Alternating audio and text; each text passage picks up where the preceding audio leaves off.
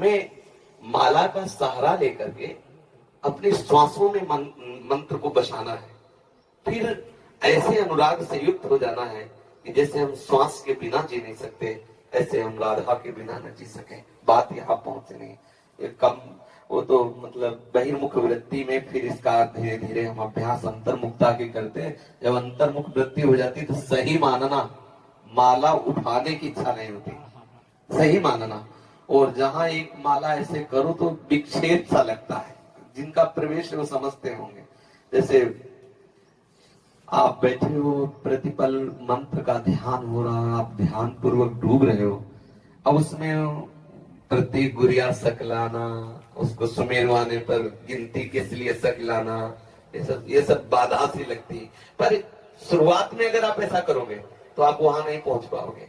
वहां तक पहुंचने के लिए सहयोगी है, मगर एक समय ऐसा आता है और ऐसा करना चाहिए प्रत्येक साधक को, कुछ समय तक बिना माला के मंत्राकार वृद्धि करने की चेष्टा करनी चाहिए। कभी आपका ये नासवान शरीर है, मान लो अंगुली टूट जाए, अंगूठा टूट जाए, ये नासवान है। अगर हमने केवल माला से अभ्यास किया तो हमारा भजन रुक जाएगा। ये अनुभव की बात कहते हैं। जैसे हमने 50 माला निज मंत्र का जप करने का नियम लिया, तो 50 के बाद जो मन है ना, वो कहता है आज का काम हो गया। वो अंदर से कहता है आज का काम हो गया, मतलब वो उस समय सावधानी से अलग होने लगता है। और जब हमें प्रतिपल उसका, अच्छा, जब हमारे हाथ में माला नहीं होगी तो हमें मंत्र चलाने में मुश्किल पड़ेगा और लगेगा माला चाहिए, क्योंकि अभ्यास आपने किया है। कई तरह का अभ्यास करके इसको मन को फंसाना चाहिए। जैसे मानो माला ही है तो हमें गिनती की जरूरत थोड़ी, अरे माला चल तो रहा है, माला ही तो चल रहा है, अब बिल्कुल न गुरिया है न माला है। अरे इसको फंसाना ही तो है मन को, राधे श्याम राधे श्याम राधे श्याम। गणना में हमें किसी को बताना है क्या, राधे श्याम राधे श्याम। फिर धीरे धीरे इसको भी बंद कर दिया। आज्ञा चक्र में हम लिखते जाते हैं, बार बार नाम, बार बार नाम लिख रहे हैं। आंख खुला है तो बंद है तो बार बार नाम, एक एक मात्रा, एक एक अक्षर, उसमें हम डूब रहे हैं। अब देखो एकदम आपको एकदम रोमांच हो जाएगा, एकदम शीतलता है। जब मंत्र का तदाकार वृत्ति से 5 मिनट तदाकार हो जाए तो 24 घंटे के लिए बैटरी चार्ज। आप समझ लीजिए, ये मतलब अनुभव की 5 मिनट अगर डूब गए मंत्राकार वृत्ति में, कुछ याद नहीं रहा बाहर, तो 24 घंटे के लिए ऐसा आनंद दे देगा कि मंत्र अपने आप चलने लगेगा।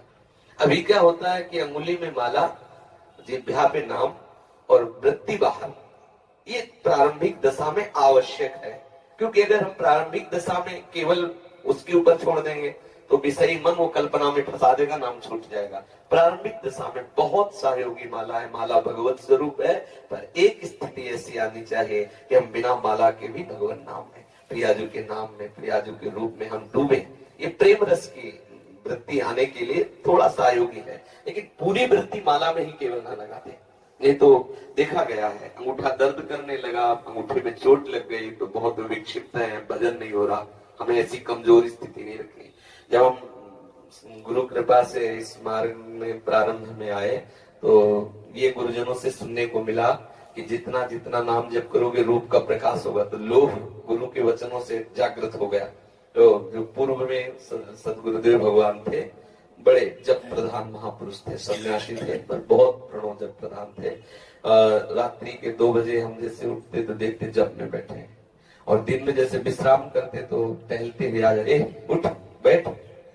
महाराज जी भी विश्राम कर रहे थे इसलिए लेट गए थे। नहीं, किसान को देखो, वो जंगलों में जैसे गंगा किनारे था ना, कहते किसान को देखो हल जोत रहा, एक अन्न प्राप्त करने के लिए वो विश्राम नहीं कर रहा और गया हल जोतने। तुम बाबा जी बनना चाहते हो, इस समय पढ़े, चलो बैठो। और जब की और फिर उनके वचनों से लोभ हुआ कि नाम जब से, मंत्र जब से प्रभु का रूप आने लगता है तो कहीं ना कहीं आकर्षण तो होता है, तभी इस मार्ग में कोई कदम रखता है। अब उसको अब अगर कोई छू भी बोले तो विक्षेप पड़े।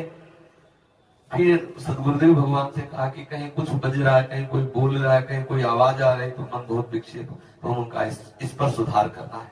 हमें कहीं विक्षिप्त नहीं होना, कहीं उस संगीत आदि बज रहा तो एकदम विक्षेप होता। फिर हम साउंड पे खड़े होकर भजन शुरू किया। जैसे हम ब्रह्मांड में कहीं गाना चल रहा तो वहीं खड़े हो गए, बार बार वृत्ति, मंत्राकार वृत्ति टूटने न पाए। थोड़ी देर परेशानी होती, फिर धीरे धीरे टीवी चल रही, बैठे मंत्राकार वृत्ति, उसका चित्र आकर्षित न कर पाए, उसका शब्द आकर्षित न कर पाए, पर समाज है वो हल्ला मचा, खड़े हो गए बाजार में थोड़ी देर, मंत्राकार होते धीरे धीरे धीरे सब जगह पास हो गए। ये जैसे ट्रेनिंग दी जाती है ना, देखो जवान की, बिना युद्ध के वो सैकड़ों गोलियां बरसाता रहता, क्योंकि उसको अभ्यास चाहिए ना। तो हमको भी तो युद्ध करना है, न जाने कितनी प्रतिकूलता है। कोई गाली बक रहा है, कोई समाज की भीड़ है, कोई मनोरंजन के गाने गाए जा रहे हैं, कहीं कोई कुछ तो हम हर लुभावने और भयावने दोनों स्थिति में नाम को ऐसा दृढ़ कर ले, किसी भी स्थिति में नाम न। अब समस्या थी, जैसे कोई आया तो बात कर रहा है तो बहुत अंदर जलन होती, ये कब जाए हम नाम, मतलब तो लगा कि ऐसे नहीं, इसका भी सुधार होना चाहिए। तो जैसे सामने वाला बोल रहा है, उसके चेहरे पर बार बार नाम का चित्रण कर रहे हैं, देखा वो समझ रहा है बाबा बहुत प्यार से देख रहे हैं, हम तो नहीं देख रहे हैं, अपना काम कर रहे हैं, और वो बार बार नाम उसके बीच में बोल दिया हाँ अच्छा, और फिर नाम पर चला रहे, बड़ा आनंद आने लगा। आधा घंटा वो बात हुई, लेकिन अब आधा घंटा भी स्मरण नहीं हुआ। अगर बोलना है तो कोई सूक्ष्म बात भागवती बोल दो, चुप रहो, सामने वाले बोलने दो, और अपने अपने बस अपने चलने जाए। धीरे धीरे ऐसी स्थिति आने लगती है कि आप शयन कर रहे हो, उठे, मंत्र चल रहा है, बड़ा आनंद। ये जो तंद्रा में भजन होता है ना, बहुत सुखद होता है। नाम सो रहे, नाम जग रहे, इस स्थिति का जो भजन बड़ा आह्लाद, ये वही समझते हैं जो अच्छे साधक भजन में लगे।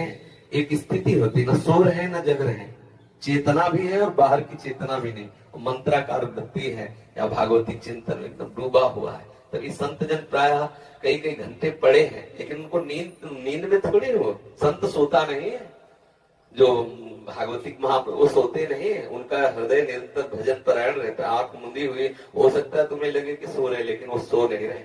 हाँ बिल्कुल पक्की बात, अभ्यास में कमी नहीं रखनी चाहिए।